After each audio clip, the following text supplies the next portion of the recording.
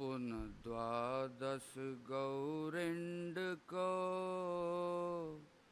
मेरी है प्रणाम।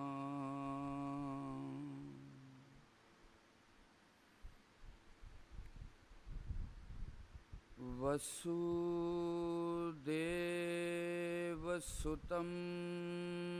देवं कंसचाणूरमर्दनं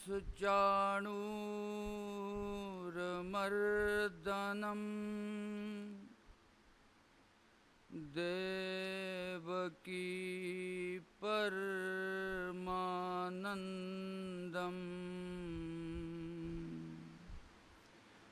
कृष्णं वन्दे जगद्गुरुं देवकी परमानन्दं कृष्णं वन्दे जगद्गुरुम्।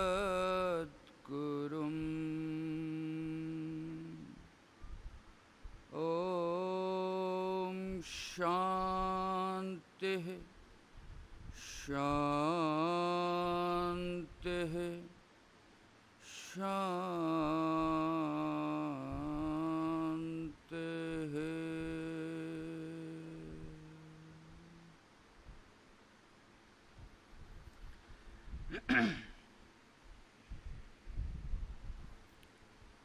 परम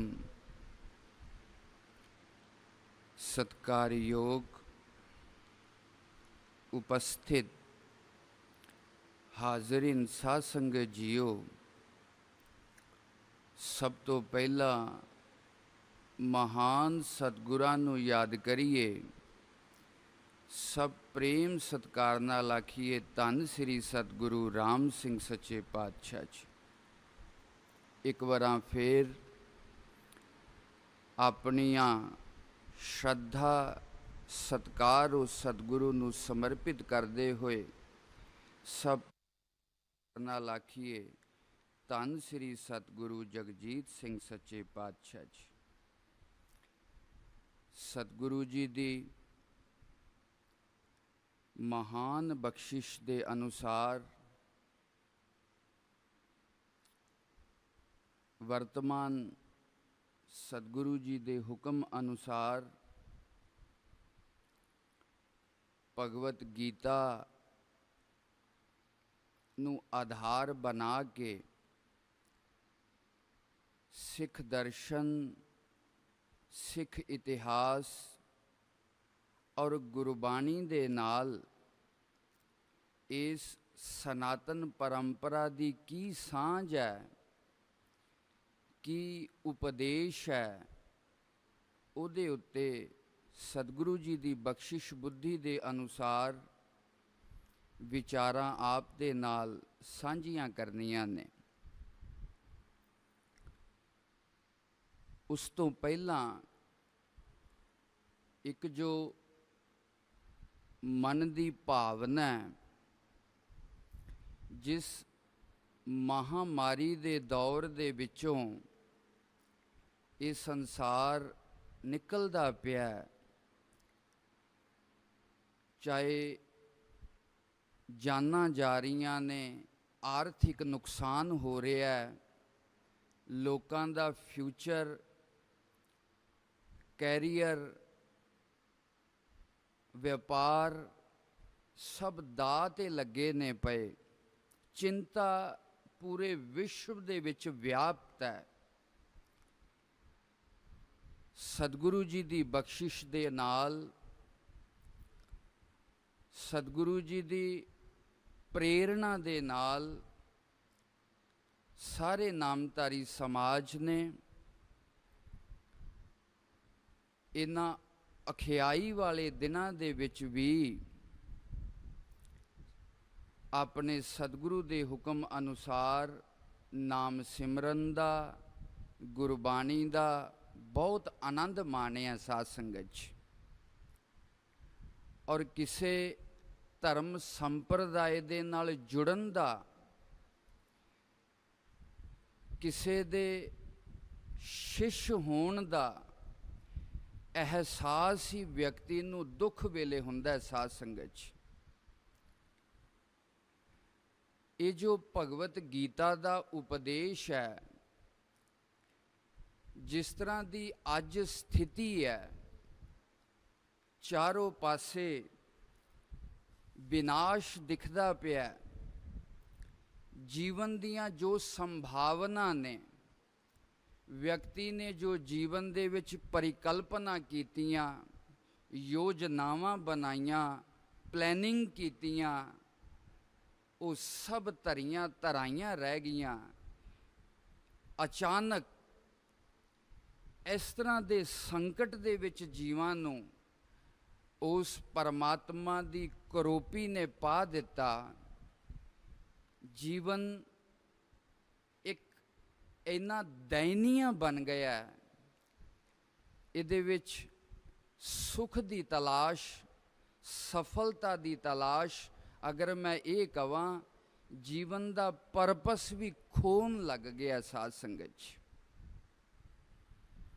ये जो श्रीमद भगवत गीता युद्ध भूमि दे विच भगवान श्री कृष्ण ने अर्जुन दे प्रति उच्चारण किया होया जो उपदेश है, उन्होंने महर्षि व्यास जी ने महाभारत, जो हिंदुस्तान संस्कृति और सभ्यता का सब तो प्राचीन इतिहासिक ग्रंथ है। साध संगत च भारतीय सभ्यता और संस्कृति किस तरह की सी, विद्वान और इतिहासकार इस महाभारत ग्रंथ नूं पढ़ के अनुमान लगाउंदे ने। उन्हां लोकां दी जीवन जाच किस तरह की सी, रहन सहन किस तरह का सी, पूजा पद्धतियां किस तरह दी सन, व्यवहारिक आचार विहार किस तरह दे सन, ये सारा कुछ उस महाभारत ग्रंथ दे विच दर्ज है। उस महाभारत दे विच एक भीष्म पर्व है, जिदे अंदर एक छोटा जिहा अंश है श्रीमद भगवत गीता। 18 अध्याय ने, 700 श्लोक ने श्रीमद भगवत गीता दे। और इतिहास और विद्वान इस तरह कहते ने, सर्वो उपनिषदो गावा दोगदा गोपाल नंदना पार्थो वत्स सुधीर भोक्ता दुग्धम गीता अमृतम महत। सारे वेदां शास्त्रां दा जो सार है वो श्रीमद भगवत गीता है। साध संगत च और यदि उपमा की देंदे ने, वेद शास्त्र रूपी गऊ है, उस गऊ का दुध कढ़न वाले ने भगवान श्री कृष्ण, और बछड़ा किनू बनाया अर्जुन नू, और उस दुध नू पीन वाले जिग्यासु ने, भगत ने, जिन्हां ने अपने जीवन का कल्याण करना है, वो इस गीता रूपी दुध का पान करके अपने जीवन दियां सारियां समस्यावां नू खत्म कर सकते हैं। गीता सुगीता कर्तव्य किम मन्य शास्त्र विस्तरई। शास्त्रकार लिखते ने, बहुत शास्त्र पढ़न का कोई तात्पर्य नहीं, अगर गीता नू ही सुगीता बना लिया। गीता दे अंदर जो प्रतिपादित तत्व ने, जिन प्रश्नों का उत्तर दिता गया है, अगर उन्हां दा ही ठीक ढंग दे नाल मनन कर लिया जावे, होर शास्त्र पढ़न की जरूरत नहीं गी। साध संगत ये जो मैं भूमिका दे विच गीता दी महिमा का आख्यान करदा पिया, इस ग्रंथ की इन्नी महानता है। एक समय सी अगर कोई चक्रवर्ती विद्वान अपने आप नूं सिद्ध करना चाहुंदा सी, उन्हों श्रीमद भगवत गीता के उत्ते कुछ लिखना और बोलना जरूर पैंदा सी। जिस तरह जपजी साहिब दे हज़ारां टीके ने, इस तरह श्रीमद भगवत गीता दे भी हर भाषा दे विच और हिंदुस्तान दे लगभग, चाहे आचार्य शंकर होन, चाहे रामानुज होन, चाहे महात्मा गांधी होन, चाहे विनोबा भावे होन, चाहे डॉक्टर राधा कृष्णन सर्वपल्ली होन, जिन्ने भी वड्डे वड्डे दार्शनिक होए ने, सब ने श्रीमद भगवत गीता दे उत्ते कुछ लिख के अपनी विद्वता नूं सिद्ध कीता। साध संगत जी, इस ग्रंथ दी इन्नी अज भी द्वापर दे विच उचारण कीते हुए इस ग्रंथ दी अज भी महिमा उसे रूप दे विच बरकरार है। और ये ग्रंथ अज भी चाहे गृहस्थी होन, चाहे साधु सन्यासी होन, उन्हां दे विच पठन पाठन दी परंपरा दे विच तरो ताज़ा बनया होया। साध संगत जी, इस भगवत गीता दी मैं थोड़ी जी पृष्ठभूमि दे विच आप नूं लैके जावां। कोई भी धर्म संप्रदाय होवे, रुचि नाम वैचित्र्यात रिजकुटल पथ नाना जुशाम। स्वामी विवेकानंद जी जदों अमेरिका दी धर्म संसद सभा दे विच सनातन धर्म दे, हिंदू धर्म दे भारत दे प्रतिनिधि बन के अमेरिका दी उस धर्म संसद सभा दे विच बोलन लगे, किसी ने प्रश्न किया, कहंदे जो मुसलमान ने उन्हां दे विच फिरके अलग अलग ने, पर उन्हां दा धर्म ग्रंथ दी मान्यता एक है, उन्हां दे खुदा दा स्वरूप एक है, उन्हां दे बहिश्त और दोजक दी जो भी कल्पना वो इको ही है। भाव सिद्धांतिक पक्ष इको ही ने। चाहे ईसाई ने, उन्हां दे भी सिद्धांतक पक्ष चाहे किसी भी देश दे विच रहिंदा होवे, ईसाई उसे रूप दे विच चलदा है। पर हिंदुस्तान दे अंदर अनेकां धर्म संप्रदाय ने, हर शहर च संप्रदाय बदल जाता है। धर्मां दे नां दे उत्ते बहुत सारे धर्मां दा प्रचलन है,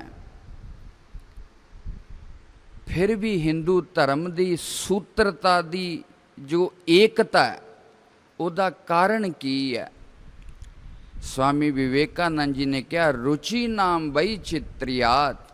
भारतीय संस्कृति की जो विशेषता है, ये इको ही डंडा सारियां ते नहीं चलाउंदा। व्यक्ति की योग्यता नूं, व्यक्ति के अधिकार नूं ध्यान दे विच रख के, और सब दी बुद्धि अलग अलग है, सब दी सोचन शक्ति अलग अलग है। भारतीय संस्कृति दे धर्म ग्रंथां दे अंदर हर व्यक्ति दे उत्थान दे वास्ते उपाय दसे गए ने, उपदेश दिते गए ने। साध संगत जी, इस करके हिंदुस्तान दे अंदर चाहे जैन, बौद्ध, हिंदू, सिख, इन्हां नूं सनातनी आख्या जाता है। ईसाई और बौद्ध धर्म, ईसाई और इस्लाम धर्म वैदेशिक धर्म ने, बाहर तो आके इत्थे स्थापित होए ने। पर बौद्ध, जैन, सिख, हिंदू, आर्य ਇਹ ਸਾਰੇ ਹਿੰਦੁਸਤਾਨ ਦੀ ਧਰਤੀ ਤੇ ਪ੍ਰਗਟ ਹੋਏ ਧਰਮ ਨੇ ਸਾਧ ਸੰਗਤ 'ਚ। ਇਸ ਕਰਕੇ ਹਿੰਦੂ ਸਨਾਤਨ ਸੰਸਕ੍ਰਿਤੀ ਦੇ ਅੰਦਰ ਜੋ ਮੂਲ ਚੀਜ਼ਾਂ ਨੇ ਉਹ ਇਹਨਾਂ ਸਾਰੇ ਧਰਮਾਂ ਦੇ ਵਿੱਚ ਪਾਈਆਂ ਜਾਣਗੀਆਂ। ਸਮਾਨਤਾ ਮਿਲ ਜਾਏਗੀ। ਬਾਹਰੀ ਵਿਵਹਾਰ ਦੇ ਵਿੱਚ ਫਰਕ ਹੋ ਸਕਦਾ, ਕੋਈ ਲਾਲ ਪਹਿਨਦਾ, ਕੋਈ ਸਫੇਦ ਪਹਿਨਦਾ, ਕਿਸੇ ਦਾ ਗੁਰਮੰਤਰ ਕੁਛ ਹੋਰ ਹੋ ਸਕਦਾ, ਕਿਸੇ ਦੀ ਮਰਿਆਦਾ ਕੁਛ ਹੋਰ ਹੋ ਸਕਦੀ ਹੈ, ਪਰ ਜੀਵਨ ਦਾ ਸਿਧਾਂਤ ਇੱਕੋ ਹੀ ਹੈ ਸਾਰਿਆਂ ਦਾ। ਸਾਧ ਸੰਗਤ 'ਚ ਪਾਤਸ਼ਾਹ ਕਹਿੰਦੇ ਨੇ, ਹਰ ਹਰ ਪ੍ਰਭ ਪਾਇਆ ਪਰਮ ਸੁਖ ਪਾਇਆ, ਹਰ ਲਾਹਾ ਪਦ ਨਿਰਵਾਣ ਜੀਓ, ਹਰ ਪ੍ਰੀਤ ਲਗਾਈ ਹਰ ਨਾਮ ਸਖਾਈ, ਭ੍ਰਮ ਚੂਕਾ ਆਵਨ ਜਾਨ ਜੀਓ। ਪੰਚਮ ਪਾਤਸ਼ਾਹ ਇਸ ਸ਼ਬਦ ਦੇ ਅੰਦਰ ਜੀਵਨ ਦੇ ਸਿਧਾਂਤ ਨੂੰ ਦੱਸਦੇ ਨੇ ਪਏ। ਹਰ ਹਰ ਪ੍ਰਭ ਪਾਇਆ, ਵਿਅਕਤੀ ਨੇ ਚਿੱਤ ਨੂੰ ਇਸ ਢੰਗ ਦੇ ਨਾਲ ਤਿਆਰ ਕਰਨਾ, ਇਹਦੇ ਮਨ ਨੂੰ ਪਰਮਾਤਮਾ ਭਾ ਜਾਏ। ਭਾ ਜਾਣ ਤੋਂ ਭਾਵ ਉਹਦੇ ਨਾਲ ਪ੍ਰੇਮ ਪੈਦਾ ਹੋ ਜਾਵੇ, ਉਹਦੇ ਨਾਲ ਇੱਕ ਸੱਚਾ ਸੰਬੰਧ ਸਥਾਪਿਤ ਹੋ ਜਾਵੇ, ਪਰਮਾਤਮਾ ਦੇ ਨਾਲ ਇੱਕ ਆਪਣਾਪਨ ਬਣ ਜਾਏ। ਸਾਧ ਸੰਗਤ 'ਚ ਅਗਰ ਆਪਾਂ ਜੀਵਨ ਨੂੰ ਥੋੜ੍ਹਾ ਜਿਹਾ ਵੇਖਾਂਗੇ, ਅਸੀਂ ਆਸਤਿਕ ਹਾਂ, ਧਰਮ ਨੂੰ ਮੰਨਣ ਵਾਲੇ ਹਾਂ, ਕਿਸੇ ਗੁਰੂ ਦੀ ਸ਼ਰਨ ਵੀ ਲਈ ਹੈ, ਸਿਮਰਨ ਦੀ ਸਾਧਨਾ ਵੀ ਕਰਦੇ ਹਾਂ ਪਏ, ਪਰ ਫਿਰ ਵੀ ਕਿਤੇ ਨਾ ਕਿਤੇ ਜਿਸ ਤਰ੍ਹਾਂ ਸੰਸਾਰ ਔਰ ਪਰਿਵਾਰ ਦੇ ਨਾਲ ਪਿਆਰ ਹੈ, ਪਰਮਾਤਮਾ ਨਾਲ ਇਸ ਢੰਗ ਦਾ ਪਿਆਰ ਨਹੀਂ ਗਾ। ਜਿਸ ਤਰ੍ਹਾਂ ਸੰਸਾਰ ਔਰ ਪਰਿਵਾਰ ਦੇ ਨਾਲ ਆਪਣਾਪਨ ਹੈ, ਪਰਮਾਤਮਾ ਦੇ ਨਾਲ ਉਸ ਢੰਗ ਦਾ ਆਪਣਾਪਨ ਨਹੀਂ ਗਾ। ਸਾਧ ਸੰਗਤ 'ਚ ਸਾਰੀ ਜੀਵਨ ਦੀ ਸਾਧਨਾ ਪਾਤਸ਼ਾਹ ਦੱਸਦੇ ਨੇ, ਹਰ ਹਰ ਪ੍ਰਭ ਪਾਇਆ। ਅਗਰ ਸਿਮਰਨ ਕਰਕੇ, ਸਤਿਗੁਰੂ ਦੀ ਸ਼ਰਨ ਲੈ ਕੇ, ਗੁਰਬਾਣੀ ਪੜ੍ਹ ਕੇ ਪਰਮਾਤਮਾ ਨਾਲ ਪ੍ਰੇਮ ਨਹੀਂ ਪੈਦਾ ਹੋਇਆ, ਪਰਮਾਤਮਾ ਨਾਲ ਆਪਣਾਪਨ ਨਹੀਂ ਪੈਦਾ ਹੋਇਆ, ਪਰਮਾਤਮਾ ਨਾਲ ਸੰਬੰਧ ਨਹੀਂ ਬਣਿਆ ਅੰਤਰਾਤਮਾ ਦਾ, ਸੱਚ ਜਾਣਨਾ ਕੇਵਲ ਸ਼ਰਮ ਹੋ ਰਿਹਾ ਜਾਂ ਹਜੇ ਹੋਰ ਕਰਨ ਦੀ ਲੋੜ ਹੈ। ਸਾਧ ਸੰਗਤ 'ਚ ਕਿਉਂ ਪਰਮਾਤਮਾ ਨਾਲ ਇਹ ਪ੍ਰੇਮ ਦਾ ਸੰਬੰਧ ਸਥਾਪਿਤ ਕਰਨਾ ਹੈ? ਹਰ ਹਰ ਪ੍ਰਭ ਪਾਇਆ ਪਰਮ ਸੁਖ ਪਾਇਆ, ਕਿਉਂਕਿ ਹਰ ਵਿਅਕਤੀ ਦੀ ਇਹ ਸਹਿਜ ਇੱਛਾ ਹੈ, ਮੈਨੂੰ ਸੁਖ ਮਿਲੇ, ਮੈਨੂੰ ਆਨੰਦ ਮਿਲੇ। ਦੁੱਖ ਦੀ ਕੋਈ ਵੀ ਆਕਾਂक्षा ਨਹੀਂ ਕਰਦਾ। ਮਨੁੱਖ ਤੇ ਕੀ, ਜਿੱਥੇ ਜਿੱਥੇ ਵੀ ਚੇਤਨਾ ਦਾ ਵਿਕਾਸ ਹੈ, ਪਸ਼ੂ ਪਕਸ਼ੀਆਂ 'ਚ ਵੀ ਚੇਤਨਾ ਦਾ ਵਿਕਾਸ ਹੈ, ਬਨਸਪਤੀ ਦੇ ਅੰਦਰ ਵੀ ਚੇਤਨਾ ਦਾ ਵਿਕਾਸ ਹੈ, ਔਰ ਮਨੁੱਖ ਦੇ ਅੰਦਰ ਚੇਤਨਾ ਦਾ ਪ੍ਰਬਲ ਵਿਕਾਸ ਹੈ। ਚੇਤਨਾ ਦੇ ਵਿਕਾਸ ਤੋਂ ਭਾਵ ਵਿਅਕਤੀ ਸੋਚਣ ਤੇ ਸਮਝਣ ਦੀ ਸ਼ਕਤੀ ਰੱਖਦਾ ਹੋਵੇ। ਚੇਤਨਾ ਦੇ ਵਿਕਾਸ ਤੋਂ ਭਾਵ ਵਿਅਕਤੀ ਆਪਣੇ ਸੁੱਖ ਦੁੱਖ ਨੂੰ ਅਨੁਭਵ ਕਰ ਸਕੇ, ਇਹ ਚੇਤਨਾ ਦਾ ਵਿਕਾਸ ਹੈ। ਪਰਮਾਤਮਾ ਦੀ ਇਸ ਸ੍ਰਿਸ਼ਟੀ ਦੇ ਵਿੱਚ 84 ਲੱਖ ਯੋਨੀਆਂ ਦੇ ਵਿੱਚ ਪੱਥਰ ਵੀ ਪਰਮਾਤਮਾ ਦੀ ਸ੍ਰਿਸ਼ਟੀ 'ਚ ਇੱਕ ਯੂਨੀ ਨੇ। ਕਰਮਾਂ ਦੇ ਅਨੁਸਾਰ ਪੱਥਰ ਵੀ ਆਪਣੇ ਕਰਮਾਂ ਦਾ ਫਲ ਭੋਗਦਾ ਪਿਆ, ਪਰ ਚੇਤਨਾ ਦਾ ਵਿਕਾਸ ਨਹੀਂ ਗਾ। ਉਹ ਮਹਿਸੂਸ ਨਹੀਂ ਕਰ ਸਕਦਾ, ਉਹ ਚਿੰਤਨ ਨਹੀਂ ਕਰ ਸਕਦਾ, ਉਹ ਅਨੁਭਵ ਨਹੀਂ ਕਰ ਸਕਦਾ। ਪਰ ਜਦੋਂ ਥੋੜ੍ਹਾ ਜਿਹਾ ਬਨਸਪਤੀ ਵੱਲ ਆਉਂਦੇ ਹਾਂ, ਇਹ ਬਨਸਪਤੀ ਵੀ ਮਹਿਸੂਸ ਕਰ ਸਕਦੀ ਹੈ। ਇਹਦੇ ਅੰਦਰ ਵੀ ਫੀਲਿੰਗਸ ਨੇ, ਸੁੱਖ ਦੁੱਖ ਨੂੰ ਅਨੁਭਵ ਕਰਨ ਦਾ ਇੱਕ ਆਪਣੀ ਸਮਝ ਹੈ ਇਹਦੇ ਅੰਦਰ। ਫਿਰ ਪਸ਼ੂ ਪਕਸ਼ੀਆਂ ਦੇ ਅੰਦਰ ਚੇਤਨਾ ਦਾ ਹੋਰ ਵਿਕਾਸ ਹੈ। ਪਸ਼ੂ ਪਕਸ਼ੀ ਵੀ ਡਰਦੇ ਨੇ, ਭੁੱਖ ਪਿਆਸ ਨੂੰ ਮਹਿਸੂਸ ਕਰਦੇ ਨੇ, ਆਪਣੇ ਸੁੱਖ ਦੁੱਖ ਦੀ ਚਿੰਤਾ ਵੀ ਕਰਦੇ ਨੇ, ਔਰ ਉਸ ਸੁੱਖ ਦੁੱਖ ਨੂੰ ਆਪਣੀ ਬੁੱਧੀ ਔਰ ਸ਼ਕਤੀ ਦੇ ਅਨੁਸਾਰ ਦੂਰ ਕਰਨ ਦਾ ਯਤਨ ਵੀ ਕਰਦੇ ਨੇ। ਲੇਕਿਨ ਪਰਮਾਤਮਾ ਨੇ ਮਨੁੱਖ ਦੇ ਅੰਦਰ ਚੇਤਨਾ ਦਾ ਵੱਡਾ ਪ੍ਰਕਾਸ਼ ਕੀਤਾ, ਵਿਕਾਸ ਕੀਤਾ। ਮਨੁੱਖ ਸੋਚ ਵਿਚਾਰ ਸਕਦਾ, ਅਨੁਭਵ ਕਰ ਸਕਦਾ, ਪਲੈਨਿੰਗ ਕਰ ਸਕਦਾ, ਔਰ ਚੇਤਨਾ ਨੂੰ ਇੰਨਾ ਵਿਕਸਿਤ ਕਰ ਸਕਦਾ, ਉਹ ਪਰਮ ਚੇਤਨਾ ਪਰਮਾਤਮਾ ਦੇ ਵਿੱਚ ਲੀਨ ਹੋ ਸਕਦਾ। ਸਾਧ ਸੰਗਤ 'ਚ ਜਿੱਥੇ ਜਿੱਥੇ ਵੀ ਚੇਤਨਾ ਦਾ ਵਿਕਾਸ ਹੈ, ਹਰ ਵਿਅਕਤੀ ਦਾ ਪਰਮ ਪੁਰਸ਼ਾਰਥ ਕੀ ਹੈ? ਮੈਨੂੰ ਸੁੱਖ ਮਿਲੇ, ਮੈਨੂੰ ਆਨੰਦ ਮਿਲੇ, ਮੇਰਾ ਦੁੱਖ ਕਟਿਆ ਜਾਏ। ਫੂਟੋ ਆਂਡਾ ਭਰਮ ਕਾ ਮਨਹ ਪਇਓ ਪਰਗਾਸ, ਕਾਟੀ ਬੇਰੀ ਪਗਹ ਤੇ ਗੁਰ ਕੀਨੀ ਬੰਦ ਖਲਾਸ ਦੇ ਵਾਕ ਅਨੁਸਾਰ ਹਰ ਵਿਅਕਤੀ ਚਾਹੁੰਦਾ ਮੇਰਾ ਦੁੱਖ ਸਮਾਪਤ ਹੋ ਜਾਵੇ। ਪਾਤਸ਼ਾਹ ਕਹਿੰਦੇ ਨੇ ਜਿਨੇ ਪਰਮਾਤਮਾ ਦੇ ਨਾਲ ਆਪਣੇ ਮਨ ਨੂੰ ਜੋੜ ਲਿਆ, ਉਸੇ ਨੂੰ ਹੀ ਪਰਮ ਸੁਖ ਦੀ ਪ੍ਰਾਪਤੀ ਹੋਏਗੀ। ਹਰ ਲਾਹਾ ਪਦ ਨਿਰਮਾਣ ਜੀਓ, ਸੁਖ ਕਿਸ ਤਰ੍ਹਾਂ ਦਾ ਮਿਲੇਗਾ? ਵਿਅਕਤੀ ਜਨਮ ਮਰਨ ਦੇ ਚੱਕਰ ਦੇ ਵਿੱਚੋਂ ਛੁੱਟ ਜਾਏਗਾ। ਸਾਧ ਸੰਗਤ 'ਚ ਹਰ ਪ੍ਰੀਤ ਲਗਾਈ, ਹਰ ਨਾਮ ਸਖਾਈ, ਪ੍ਰਮ ਚੂਕਾ ਆਵਨ ਜਾਨ ਜੀਓ।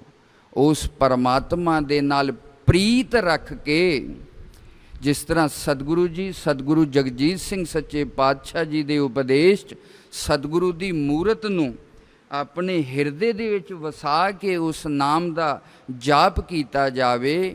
ਹਰ ਪ੍ਰੀਤ ਬਣਾਈ, ਹਰ ਨਾਮ ਸਖਾਈ, ਪ੍ਰਮ ਚੂਕਾ ਆਵਨ ਜਾਨ ਜੀਓ ਦੇ ਵਾਕ ਅਨੁਸਾਰ ਪਰਮਾਤਮਾ ਨਾਲ ਪ੍ਰੇਮ ਸਥਾਪਿਤ ਹੋਵੇ ਔਰ ਪਰਮਾਤਮਾ ਦੇ ਨਾਮ ਦੀ ਸਾਧਨਾ ਹੋਵੇ, ਉਦੋਂ ਵਿਅਕਤੀ ਦੇ ਸਾਰੇ ਭਰਮਾਂ ਦਾ ਨਾਸ਼ ਹੋ ਜਾਂਦਾ, ਅਗਿਆਨ ਦਾ ਨਾਸ਼ ਹੋ ਕੇ ਵਿਅਕਤੀ ਉਸ ਪਰਮ ਪਿਤਾ ਪਰਮਾਤਮਾ ਦੇ ਨਾਲ ਅਭੇਦ ਹੋ ਜਾਂਦਾ। ਸਾਧ ਸੰਗਤ 'ਚ ਭਾਰਤੀ ਸੰਸਕ੍ਰਿਤੀ ਦੇ ਅੰਦਰ ਜਿੰਨੇ ਵੀ ਧਰਮ ਸੰਪਰਦਾਇ ਪੈਦਾ ਹੋਏ ਨੇ, ਉਹਨਾਂ ਸਾਰਿਆਂ ਦੇ ਜੀਵਨ ਦਾ ਮਨੋਰਥ ਪੰਚਮ ਪਾਤਸ਼ਾਹ ਦੇ ਇਸੇ ਸ਼ਬਦ ਦੇ ਅੰਦਰ ਸਮਾਹਿਤ ਹੋ ਜਾਂਦਾ। ਸਾਧ ਸੰਗਤ 'ਚ ਚਾਹੇ ਕੋਈ ਕਰਮ ਯੋਗ ਦਾ ਆਸ਼ਰੇ ਲਵੇ, ਚਾਹੇ ਕੋਈ ਨਾਮ ਸਾਧਨਾ ਦਾ ਆਸ਼ਰੇ ਲਵੇ, ਚਾਹੇ ਕੋਈ ਭਗਤੀ ਸਾਧਨਾ ਦਾ ਆਸ਼ਰੇ ਲਵੇ, ਪਹੁੰਚਣਾ ਇੱਥੇ ਹੀ ਹੈ। ਵਿਅਕਤੀ ਸੁਖ ਚਾਹੁੰਦਾ, ਸੁਖ ਕਿਸ ਤਰ੍ਹਾਂ ਮਿਲੇਗਾ? ਪਰਮਾਤਮਾ ਦੇ ਨਾਲ ਪ੍ਰੇਮ ਬਣਾ ਕੇ, ਔਰ ਉਸ ਪ੍ਰੇਮ ਦੇ ਨਾਲ ਜਦੋਂ ਸਿਮਰਨ ਦੀ ਸਾਧਨਾ ਕਰੇਗਾ, ਵਿਅਕਤੀ ਜੀਵਨ ਦੇ ਵਿੱਚ ਉਸ ਪਰਮ ਪੁਰਸ਼ਾਰਥ ਨੂੰ ਪ੍ਰਾਪਤ ਕਰ ਲਏਗਾ। ਇਸ ਸ਼੍ਰੀਮਦ ਭਗਵਤ ਗੀਤਾ ਦੇ ਅੰਦਰ ਵੀ ਇਸੇ ਹੀ ਹਰ ਲਾਹਾ ਪਦ ਨਿਰਵਾਣ ਜੀਓ ਜੋ ਪਦਵੀ ਪ੍ਰਾਪਤ ਕਰਨ ਦੇ ਵਾਸਤੇ ਪੰਚਮ ਪਾਤਸ਼ਾਹ ਉਪਦੇਸ਼ ਕਰਦੇ ਨੇ, ਭਗਵਾਨ ਸ੍ਰੀ ਕ੍ਰਿਸ਼ਨ ਇਸ ਗੀਤਾ ਦੇ ਅੰਦਰ ਵੀ ਉਹੀ ਉਪਦੇਸ਼ ਦੇ ਰਹੇ ਨੇ। ਸਾਧ ਸੰਗਤ 'ਚ ਯੁੱਧ ਭੂਮੀ ਦੇ ਵਿੱਚ ਆਪ ਕਲਪਨਾ ਕਰੋ, ਦੁਨੀਆ ਦਾ ਕੋਈ ਵੀ ਐਸਾ ਗ੍ਰੰਥ ਨਹੀਂ ਜਿਹੜਾ ਯੁੱਧ ਭੂਮੀ ਦੇ ਵਿੱਚ ਉਚਾਰਿਤ ਕੀਤਾ ਹੋਵੇ। ਚਾਰੋਂ ਤਰਫ ਸੈਨਾ, ਯੁੱਧ ਦੀ ਤਿਆਰੀ ਹੈ, ਸ਼ੰਖ ਵੱਜਣ ਵਾਲੇ ਨੇ, ਔਰ ਅਰਜੁਨ ਨੂੰ ਵਿਸ਼ਾਦ ਪੈਦਾ ਹੋ ਗਿਆ। ਅਰਜੁਨ ਕਹਿੰਦਾ ਮੈਂ ਯੁੱਧ ਨਹੀਂ ਕਰਨਾ, ਔਰ ਭਗਵਾਨ ਕ੍ਰਿਸ਼ਨ ਉਹਨੂੰ ਉਪਦੇਸ਼ ਦੇ ਕੇ ਇਸ ਜੀਵਨ ਨੂੰ ਕਿਸ ਤਰ੍ਹਾਂ ਸਫਲ ਬਣਾਉਣਾ ਹੈ। ਗੁਰਬਾਣੀ ਸਾਧੋ ਇਹ ਤਨ ਮਿਥਿਆ ਜਾਨੋ, जां भीतर जो राम बसत है, साचो ताए पछानो। जग रचना सब झूठ है, जान लेहो रे मीत। भाव इस शरीर नूं भी नाशवान आखिया और इस संसार नूं भी नाशवान आखिया। गुरबाणी और शास्त्र बिल्कुल इस गल दे उत्ते एक मत ने, ना ये शरीर रहना है। हर बिन कौन सहाई मन का, मात पिता भाई सुत बनता। हित लागो सब फन का। ये ओही गुरबाणी कह रही है जिहड़ी गुरबाणी गृहस्थ धर्म नूं प्रधान धर्म दसदी है। और इत्थे कह रही है मात पिता भाई सुत बनता, हित लागो सब फन का। इन्हां दा हित ते फन का भाव आया ते गया, मिथ्या है, बिनसनहार है, दुख रूप है। ये भी इसे ही गुरबाणी दा फरमान है। साध संगत जी, मैं ये गल इस करके कह रहा, थोड़ा जिहा शब्दां दे उत्ते ध्यान देना। इस शरीर दे नाशवान होया और इस संसार और संसार दे संबंधां दे नाशवान होने दे बावजूद भी जीवन नूं सफल किस तरह बनाया जा सकता है, जीवन नूं मीनिंगफुल किस तरह बनाया जा सकता है, जीवन नूं परपसफुल किस तरह बनाया जा सकता है, जीवन नूं सुख ते आनंद रूप किस तरह बनाया जा सकता है।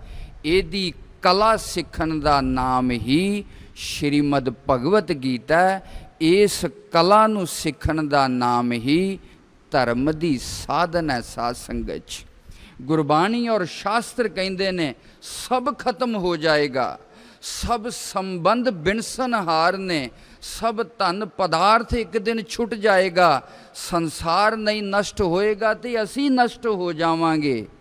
फिर इस जिंदगी का मकसद की है, किस तरह इस जिंदगी नूं परपसफुल बनाया जावे।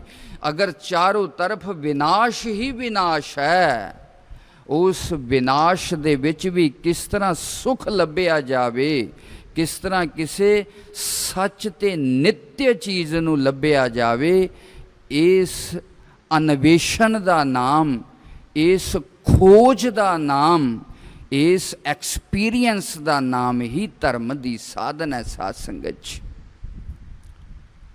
कौरव और पांडव दो भरा ने। जो कौरव पक्ष है ये धृतराष्ट्र दी संतान ने, और जो पांडव ने युधिष्ठिर आदि ये पांडु दी संतान ने। साध संगत जी, अंबा और अंबालिका इन्हां दी माता दा नाम है, और व्यास देव दी कृपा दे नाल धृतराष्ट्र, पांडु और विदुर जी तीन पुत्र पैदा हुए। धृतराष्ट्र दी संतान कौरव और पांडु दी संतान पांडव। धृतराष्ट्र वड्डे ने, लेकिन जन्मंद ने, पैदा होंदियां ही नेत्रहीन ने।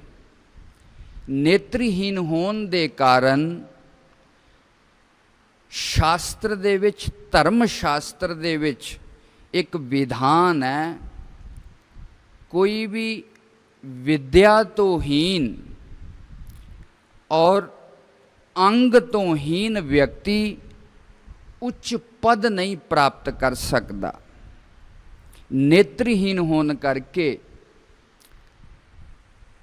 धृतराष्ट्र नूं राजा नहीं बनाया, छोटे भरा पांडु नूं बना दिता।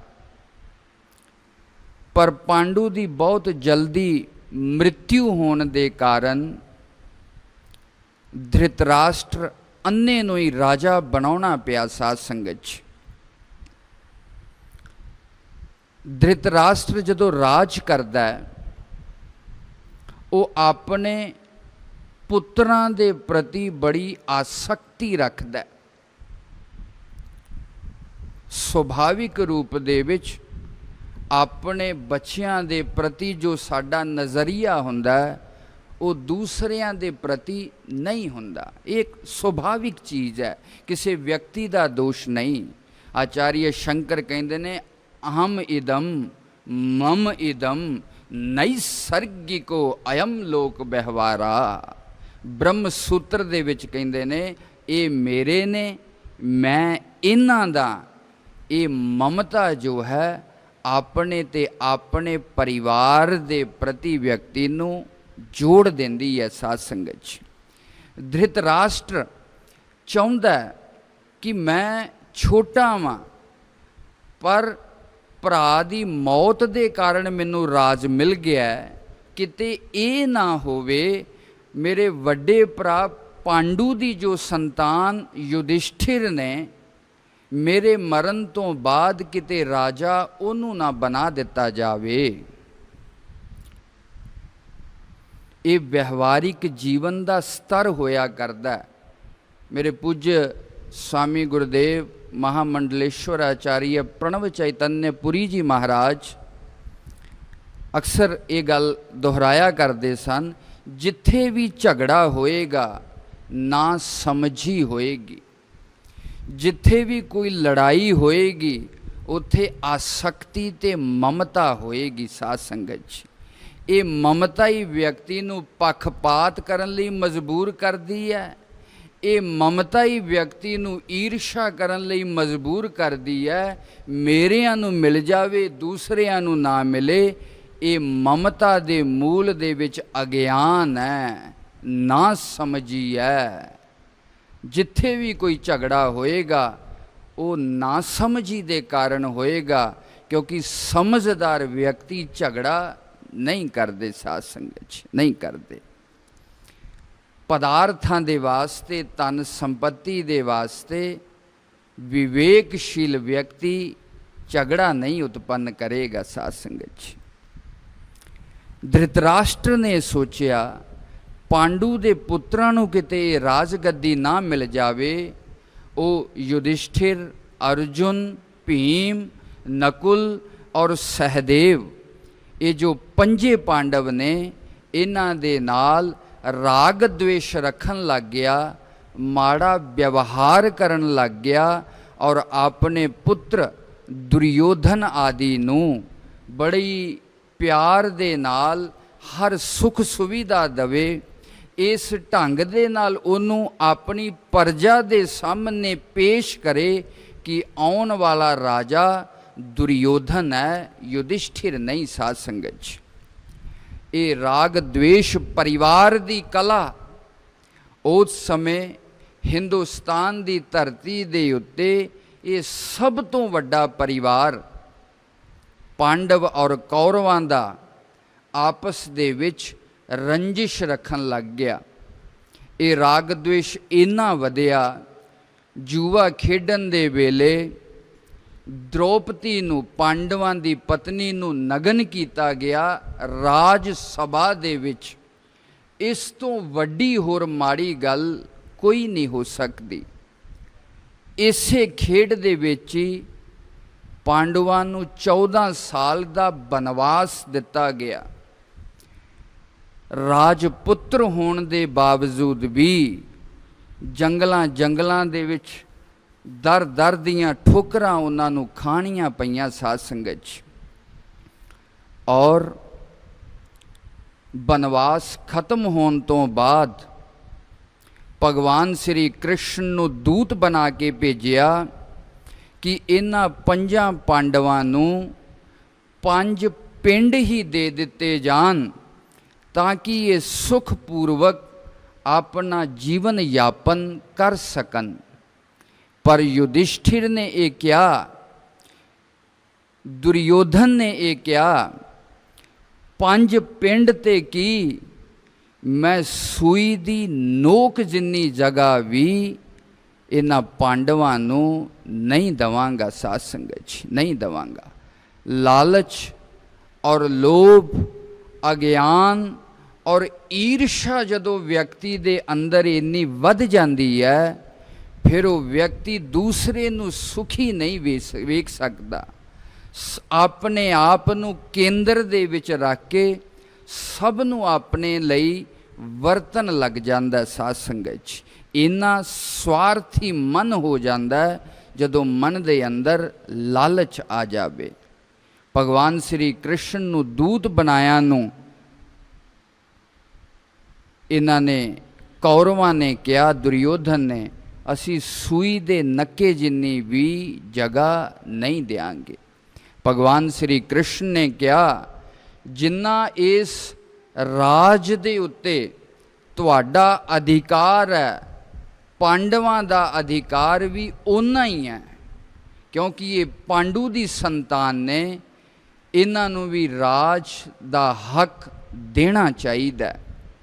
ਜਦੋਂ ਦੁਰਯੋਧਨ ਨਾ ਮੰਨਿਆ, ਸਮਝਾਉਣ ਦੇ ਦੁਆਰਾ, ਧਰਮ ਦੇ ਦੁਆਰਾ, ਨੀਤੀ ਦੇ ਦੁਆਰਾ, ਗੁਰੂਜਨਾਂ ਦੇ ਦੁਆਰਾ, ਵੱਡਿਆਂ ਦੇ ਦੁਆਰਾ ਸਮਝਾਇਆ, ਪਰ ਦੁਰਯੋਧਨ ਕੁਛ ਵੀ ਦੇਣ ਦੇ ਵਾਸਤੇ ਤਿਆਰ ਨਹੀਂ ਹੋਇਆ। ਸਾਧ ਸੰਗਤ 'ਚ ਅਖੀਰ ਇਹੀ ਨਿਰਣੇ ਕੀਤਾ ਗਿਆ ਕਿ ਯੁੱਧ ਦੇ ਦੁਆਰਾ ਲੜ ਕੇ ਆਪਣੇ ਇਸ ਹੱਕ ਨੂੰ ਹਾਸਿਲ ਕੀਤਾ ਜਾਏਗਾ। ਸਾਧ ਸੰਗਤ 'ਚ ਔਰ ਇਸ ਯੁੱਧ ਦੇ ਵਾਸਤੇ ਤਿਆਰੀਆਂ ਸ਼ੁਰੂ ਹੋ ਜਾਂਦੀਆਂ ਨੇ। ਔਰ ਜਿਸ ਦਿਨ ਯੁੱਧ ਹੋਣਾ ਹੁੰਦਾ, ਦੋਨੋਂ ਸੈਨਾ ਆਮੋ ਸਾਹਮਣੇ ਖੜੀਆਂ ਨੇ ਔਰ ਦੁਰਯੋਧਨ ਸ਼ੰਖ ਵਜਾਉਣ ਦੀ ਤਿਆਰੀ ਦੇ ਵਿੱਚ ਹੈ। ਅਰਜੁਨ ਅਚਾਨਕ ਵਿਸ਼ਾਦ ਦੇ ਵਿੱਚ ਚਲਾ ਜਾਂਦਾ ਹੈ।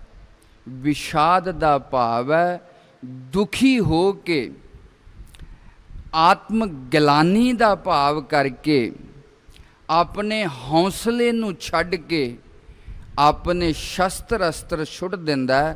ਧਰਮ ਖੇਤਰੇ ਕੁਰੂਕਸ਼ੇਤਰੇ ਸਮਵੇਤਾ ਯੁਯੁਤਸਵਾ ਮਾਮਕਾ ਪਾਂਡਵਸ਼ਚੈਵ ਕਿਮਾ ਕੁਰਵਤ ਸੰਜਯ ਦੇ ਵਾਕ ਅਨੁਸਾਰ ਉਸ ਕੁਰੂਕਸ਼ੇਤਰ ਦੀ ਭੂਮੀ ਦੇ ਵਿੱਚ ਜਿਸ ਯੁੱਧ ਦੇ ਵਾਸਤੇ ਆਪ ਥੋੜ੍ਹਾ ਜਿਹਾ ਗੰਭੀਰਤਾ ਦੇ ਨਾਲ ਇਸ ਨੂੰ ਸੋਚਣਾ, ਜਿਸ ਹੱਕ ਦੇ ਵਾਸਤੇ, ਜਿਸ ਪ੍ਰਤੀਸ਼ੋਧ ਦਾ ਬਦਲਾ ਲੈਣ ਦੇ ਵਾਸਤੇ, ਜਿਹਦੀ ਪਤਨੀ ਨੂੰ ਭਰੀ ਸਭਾ ਦੇ ਵਿੱਚ ਨਗਨ ਕਰਨ ਦੀ ਕੋਸ਼ਿਸ਼ ਕੀਤੀ ਗਈ ਹੋਵੇ, ਜਿਨ੍ਹਾਂ ਨੂੰ 14 ਸਾਲ ਦਾ ਬਨਵਾਸ ਦਿੱਤਾ ਗਿਆ ਹੋਵੇ, ਜਿਨ੍ਹਾਂ ਦਾ ਰਾਜ ਭਾਗ ਖੋਹ ਲਿਆ ਗਿਆ ਹੋਵੇ, ਉਹ ਵਿਅਕਤੀ ਜਦੋਂ ਉਹ ਰਾਜ ਭਾਗ ਲੈਣ ਦਾ ਸਮੇਂ ਆ ਗਿਆ, ਲੜਨ ਦੇ ਵਾਸਤੇ ਤਿਆਰ ਨਹੀਂ ਹੁੰਦਾ। ਸਾਧ ਸੰਗਤ 'ਚ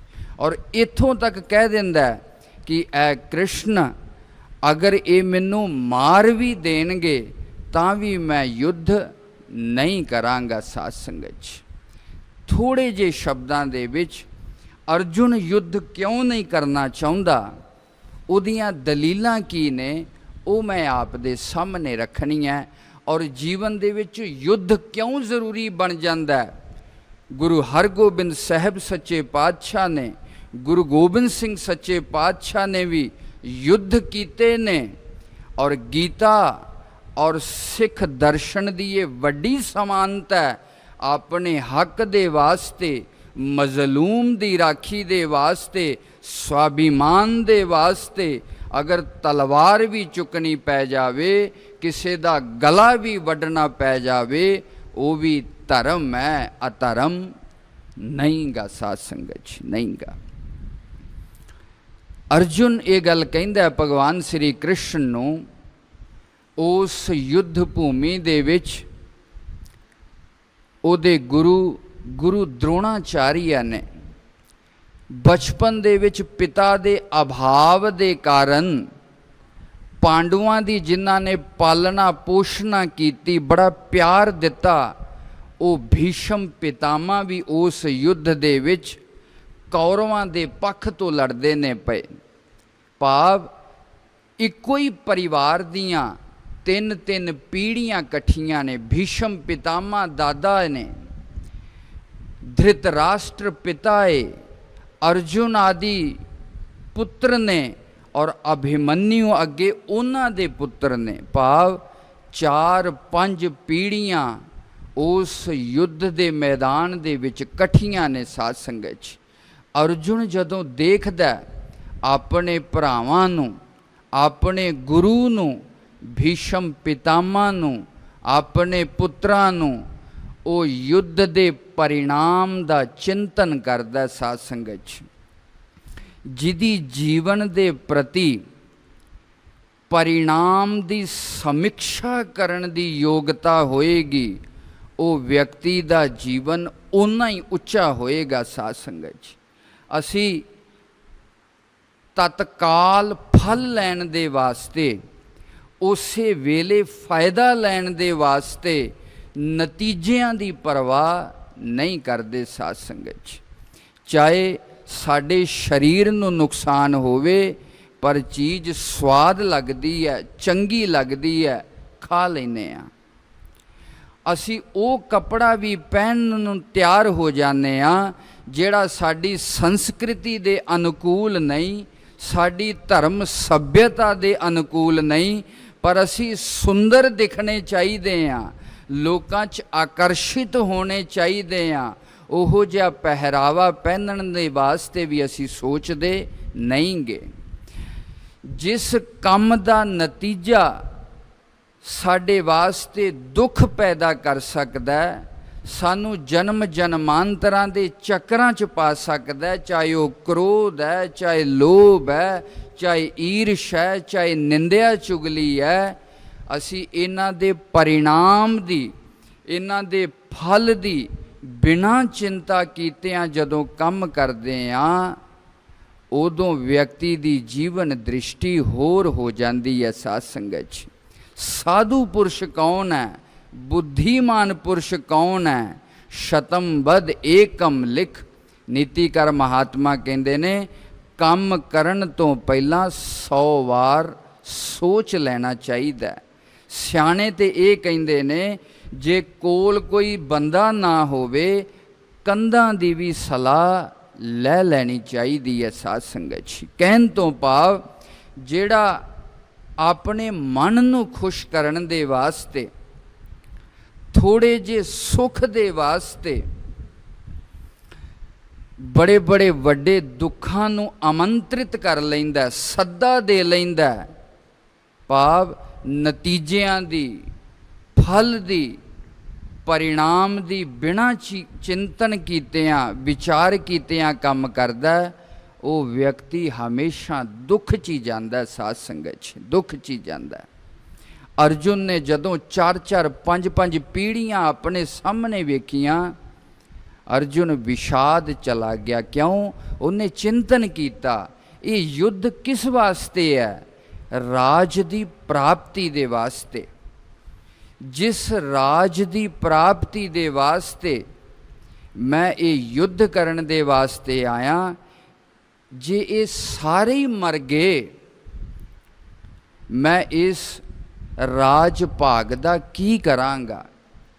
ये दुर्योधन चाहे लालच करदा पिया, इनू समझ नहीं कि ये नहीं रहना, पर मैनू तो इस गल दी समझ है ना, जे ये राज भाग मैनू मिल भी जाएगा, ये भीष्म पितामह, ये गुरु द्रोणाचार्य, मेरे पुत्र अभिमन्यु, मेरे भरा युधिष्ठिर, ये सब मर के खत्म हो जाएंगे। इहो जे राज नू प्राप्त करके मैं की करांगा? साध संगत की करांगा? दूसरी चीज़, अगर ये सारे बंदे मर जाएंगे, पिछे केवल इस्त्रियां रह जाणगियां, उन्हां इस्त्रियां दा जिउणा बंदियां तो बिना बड़ा औखा हो जाएगा। साध संगत। तीसरी चीज़, कोई भी सभ्यता और संस्कृति पीढ़ी दर पीढ़ी अनुष्ठान करने दे द्वारा बनती है। गुरु नानक ने जिस मिशन नू चलाया, हर गुरु ने उस मिशन दे वास्ते मेहनत की, लोकां दे विच घर घर जाके उस मिशन दे वास्ते उपदेश किया, लोकां नू प्रेरिया। ये सिख दर्शन, ये सिख सभ्यता 550 सालां दी मेहनत का नतीजा है। कोई भी सभ्यता और संस्कृति ਘੰਟਿਆਂ ਔਰ ਦਿਨਾਂ ਦੇ ਵਿੱਚ ਖੜੀ ਨਹੀਂ ਹੋ ਜਾਂਦੀ। ਕੋਈ ਵੀ ਇਤਿਹਾਸ ਦਿਨਾਂ ਦੇ ਵਿੱਚ ਨਹੀਂ ਬਣ ਜਾਂਦਾ, ਉਹਦੇ ਪਿੱਛੇ ਬੜੀਆਂ ਪੀੜ੍ਹੀਆਂ ਦੀ ਮਿਹਨਤ ਹੋਇਆ ਕਰਦੀ ਹੈ। ਸਾਧ ਸੰਗਤ ਜੀ, ਅਰਜੁਨ ਸੋਚਦਾ ਇਸ ਯੁੱਧ ਭੂਮੀ ਦੇ ਵਿੱਚ ਹਜ਼ਾਰਾਂ ਲੱਖਾਂ ਲੋਕ ਮਰ ਜਾਣਗੇ, ਜੋ ਸਾਡੀ ਸੱਭਿਅਤਾ ਔਰ ਸੰਸਕ੍ਰਿਤੀ ਹੈ ਉਹ ਸਾਰੀ ਨਸ਼ਟ ਹੋ ਜਾਏਗੀ। ਸਾਧ ਸੰਗਤ ਜੀ, ਅਰਜੁਨ ਆਪਣੇ ਮਨ ਦੇ ਅੰਦਰ ਇਹ ਸਾਰੇ ਪਰਿਣਾਮਾਂ ਦੀ ਫਲ ਦਾ ਚਿੰਤਨ ਕਰਦਾ ਪਿਆ। ਅਗਰ ਇਹ ਸਾਰੇ ਮਰ ਜਾਣਗੇ, ਇਸ ਰਾਜ ਭਾਗ ਨੂੰ ਜਿੱਤ ਕੇ ਮੈਂ ਕੀ ਕਰਾਂਗਾ। ਸਾਧ ਸੰਗਤ ਜੀ, ਇਹ ਖਾਲੀ ਕੋਈ ਇੱਕ ਬਾਹਰੀ ਪ੍ਰਸ਼ਨ ਨਹੀਂ, ਅਰਜੁਨ ਦੇ ਬੜੇ ਅੰਦਰ ਦੀ ਵੇਦਨਾ ਹੈ, ਆਪਣੇ ਸੰਬੰਧਾਂ ਦੇ ਵਿਛੇਦ ਹੋਣ ਦੀ ਪੀੜਾ ਹੈ। ਅਰਜੁਨ ਇਸ ਗੱਲ ਨੂੰ ਸਮਝਦਾ ਪਿਆ, ਇਹ ਜੇ ਮੇਰਾ ਜਿਨ੍ਹਾਂ ਦੇ ਨਾਲ ਸੰਬੰਧ ਹੈ, ਜਿਨ੍ਹਾਂ ਦੇ ਨਾਲ ਮੈਂ ਇਸ ਸੁੱਖ ਦਾ ਭੋਗ ਕਰਨਾ ਚਾਹੁੰਦਾ, ਸੁੱਖ ਦੀ ਪ੍ਰਾਪਤੀ ਕਰਨਾ ਚਾਹੁੰਦਾ, ਅਗਰ ਇਹ ਮੇਰੇ ਸੰਬੰਧੀ ਹੀ ਜੀਵਿਤ ਨਹੀਂ ਰਹਿਣਗੇ, ਇਸ ਜੀਵਨ ਦਾ ਕੀ ਮਤਲਬ ਹੈ। ਆਪ ਕਲਪਨਾ ਕਰੀਏ, ਅਗਰ ਸਾਡੇ ਕੋਲ ਬਹੁਤ ਵੱਡਾ ਰਾਜ ਭਾਗ ਹੋਵੇ ਪਰ ਨਾਲ ਕੋਈ ਆਪਣਾ ਹੀ ਨਾ ਹੋਵੇ, ਸਾਡੇ ਕੋਲ ਕੋਈ ਬਹੁਤ ਵੱਡੀ ਕਲਾ ਹੋਵੇ, ਉਹਨੂੰ ਕੋਈ ਵੇਖਣ ਵਾਲਾ ਹੀ ਨਾ ਹੋਵੇ, ਸਾਡੇ ਕੋਲ ਕੋਈ ਬਹੁਤ ਵੱਡੀ ਵਿੱਦਿਆ ਹੋਵੇ, ਉਹਨੂੰ ਸੁਣਨ ਵਾਲਾ ਹੀ ਕੋਈ ਨਾ ਹੋਵੇ, ਉਸ ਰਾਜ ਭਾਗ ਦਾ, ਉਸ ਕਲਾ ਔਰ ਵਿੱਦਿਆ ਦਾ ਕੀ ਮਤਲਬ ਹੈ। ਸਾਧ ਸੰਗਤ ਜੀ, ਕਹਿਣ ਤੋਂ ਭਾਵ ਜ਼ਿੰਦਗੀ ਦੀ ਇੱਕ ਬੜੀ ਵੱਡੀ ਜੋ ਸਮੱਸਿਆ ਹੈ, ਔਰ ਇਹ ਜੋ ਜ਼ਿੰਦਗੀ ਦਾ ਇੱਕ ਵੈਸ਼ਵਿਕ ਪ੍ਰਸ਼ਨ ਹੈ ਕਿ ਅਸੀਂ ਸਾਰਿਆਂ ਨੇ ਇੱਕ ਦਿਨ ਇਸ ਸੰਸਾਰ ਨੂੰ ਹਮੇਸ਼ਾ ਦੇ ਵਾਸਤੇ ਛੱਡ ਕੇ ਜਾਣਾ। ਇਹ ਸੰਬੰਧ, ਇਹ ਧਨ ਪਦਾਰਥ, ਇਹ ਸਰੀਰ ਇੱਕ ਦਿਨ ਹਮੇਸ਼ਾ ਦੇ ਵਾਸਤੇ ਚਲਿਆ ਜਾਏਗਾ। ਉਸ ਸਮੇਂ ਦੇ ਵਾਸਤੇ ਮਨੁੱਖ ਆਪਣੇ ਆਪ ਨੂੰ ਕਿਸ ਤਰ੍ਹਾਂ ਤਿਆਰ ਕਰੇ। ਅਗਰ ਯੁੱਧ ਕਰਨਾ ਹੀ ਹੈ, ਮੈਨੂੰ ਕਰਮ ਕਰਨਾ ਹੀ ਪਏਗਾ, ਮੈਂ ਕਿਸ ਭਾਵਨਾ ਦੇ ਨਾਲ ਕਰਮ ਕਰਾਂ। ਭਾਵ ਅਰਜੁਨ ਯੁੱਧ ਭੂਮੀ 'ਚੋਂ ਹੁਣ ਭੱਜ ਨਹੀਂ ਸਕਦਾ, ਕਿਉਂਕਿ ਸੰਧੀ ਕਰਾਉਣ ਦਾ ਯਤਨ ਕੀਤਾ, ਸੰਧੀ ਹੋਈ ਨਹੀਂ। 5 ਪਿੰਡ ਦੇਣ ਦੇ ਵਾਸਤੇ ਵੀ ਦੁਰਯੋਧਨ ਤਿਆਰ ਨਹੀਂ ਹੋਇਆ, ਔਰ ਸਾਰੀ ਸੈਨਾ ਚਾਰੋਂ ਤਰਫ ਖੜੀ ਹੈ। ਅਰਜੁਨ ਯੁੱਧ ਛੱਡ ਕੇ ਭੱਜ ਵੀ ਨਹੀਂ ਸਕਦਾ, ਔਰ ਯੁੱਧ ਕਰਨ ਦਾ ਉਹਦਾ ਮਨ ਵੀ ਨਹੀਂ ਕਰਦਾ ਕਿ ਆਪਣੇ ਭਰਾ ਭੈਣਾਂ ਨੂੰ ਇਸ ਧਨ ਪਦਾਰਥ ਦੇ ਵਾਸਤੇ ਮੈਂ ਕਿਉਂ ਮਾਰਾਂ। ਪਰ ਭਗਵਾਨ ਸ਼੍ਰੀ ਕ੍ਰਿਸ਼ਨ ਕਹਿੰਦੇ ਨੇ, ਅਰਜੁਨ ਕਰਮ ਕਰ, ਕਿਉਂਕਿ ਕਰਮ ਹੀ ਜੀਵਨ ਦੀ ਸਫਲਤਾ ਦਾ ਸੂਤਰ ਹੈ। ਔਰ ਇਸ ਸੰਸਾਰ ਦੇ ਉੱਤੇ ਜੋ ਵੀ ਮਨੁੱਖ ਆਉਂਦਾ, ਉਹਨੂੰ ਕਰਮ ਜ਼ਰੂਰ ਕਰਨਾ ਪੈਂਦਾ। ਬਿਨਾਂ ਕਰਮ ਕੀਤਿਆਂ ਇਸ ਜੀਵਨ ਦਾ ਨਿਰਵਾਹਨ ਨਹੀਂ ਹੋ ਸਕਦਾ। ਉਹ ਕਰਮ ਕਿਸ ਤਰ੍ਹਾਂ ਕਰਨੇ ਚਾਹੀਦੇ ਨੇ ਜਿਹਦੇ ਨਾਲ ਯੁੱਧ ਵਰਗਾ ਕਰਮ ਵੀ ਸਾਡੇ ਮਨ ਦੇ ਉੱਤੇ ਬੋਝ ਨਾ ਬਣੇ। ਕਰਮ ਨੂੰ ਕਿਸ ਤਰ੍ਹਾਂ ਕਰਨਾ ਚਾਹੀਦਾ ਕਿ ਉਹ ਕਰਮ ਸਾਡੇ ਵਾਸਤੇ ਬੰਧਨ ਨਾ ਬਣੇ। ਕਰਮਾਂ ਨੂੰ ਕਿਸ ਤਰ੍ਹਾਂ ਕਰਨਾ ਚਾਹੀਦਾ, ਉਹ ਕਰਮ ਸਾਡੇ ਲਈ ਮਮਤਾ ਤੇ ਆਸਕਤੀ ਨੂੰ ਹੋਰ ਗੂੜਾ ਨਾ ਕਰੇ। ਕਰਮਾਂ ਨੂੰ ਕਿਸ ਤਰ੍ਹਾਂ ਕਰਨਾ ਚਾਹੀਦਾ ਕਿ ਉਹ ਕਰਮ ਸਾਡੇ ਲਈ ਮੁਕਤੀ ਦਾ ਕਾਰਨ ਬਣ ਜਾਣ। ਇਹ ਉਪਦੇਸ਼ ਸ਼੍ਰੀਮਦ ਭਗਵਦ ਗੀਤਾ ਦੇ ਅੰਦਰ ਭਗਵਾਨ ਸ਼੍ਰੀ ਕ੍ਰਿਸ਼ਨ ਦੇ ਰਹੇ ਨੇ। ਸਾਧ ਸੰਗਤ ਜੀ, ਜੀਵਨ ਦੇ ਵਿੱਚ ਅਸੀਂ ਕਰਮ ਬਹੁਤ ਕਰਦੇ ਹਾਂ। ਜਨਮ ਤੋਂ ਲੈ ਕੇ ਮਰਨ ਤੱਕ, ਸਵੇਰ ਤੋਂ ਲੈ ਕੇ ਸ਼ਾਮ ਤੱਕ ਮਨੁੱਖ ਕਰਮ ਹੀ ਕਰਦਾ ਜਾਂਦਾ ਹੈ। ਇਹਨਾਂ ਹੱਥਾਂ ਪੈਰਾਂ ਦੇ ਨਾਲ ਕੁਛ ਨਾ ਕੁਛ ਸੁਭਾਵਿਕ ਹੁੰਦਾ ਹੀ ਰਹਿੰਦਾ। ਬੋਲਣਾ ਵੀ ਕਰਮ ਹੈ, ਖਾਣਾ ਪੀਣਾ ਵੀ ਕਰਮ ਹੈ, ਉੱਠਣਾ ਬੈਠਣਾ ਵੀ ਕਰਮ ਹੈ, ਔਰ ਸੋਚ ਵਿਚਾਰ ਕਰਕੇ ਕਿਸੇ ਮਕਸਦ ਦੇ ਵਾਸਤੇ ਕੁਛ ਕਿਰਿਆ ਕਰਨ ਦਾ ਨਾਮ ਵੀ ਕਰਮ ਹੈ। ਸਾਧ ਸੰਗਤ ਜੀ, ਪਰ ਇਹ ਕਰਮ योग नहीं बनता। योग का मतलब है जुड़ना, भाव एक कर्म परमात्मा की पूजा बन जान, एक कर्म परमात्मा की सेवा बन जान, उस युक्ति का नाम ही कर्म योग है। साध संगत साडा हर छोटा छोटा काम उस परमात्मा की पूजा बन जावे, उसे नूं ही कर्म योग कहते ने। और वो किस तरह करना है?